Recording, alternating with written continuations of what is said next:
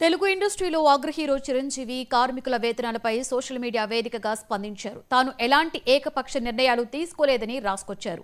30% వేతనాలు పెంపునకు అంగీకరించారని, షూటింగ్ ప్రారంభిస్తారని దుష్ప్రచారం చేస్తున్నారని, ఫెడరేషన్కు చెందిన ఎవరిని కూడా తాను కలవలేదన్న మెగాస్టార్ తనపై తప్పుడు ప్రచారాన్ని ఆపాలని కోరారు.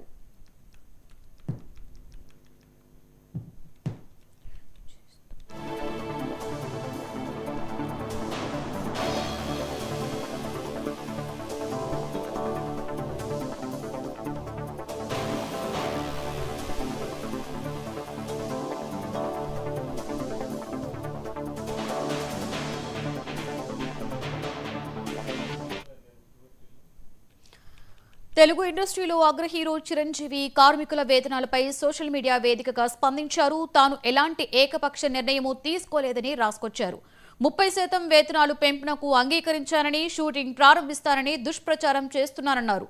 ఫెడరేషన్కు చెందిన ఎవరిని కూడా తాను కలవలేదన్న మెగాస్టార్ తనపై తప్పుడు ప్రచారాన్ని ఆపాలని కోరారు.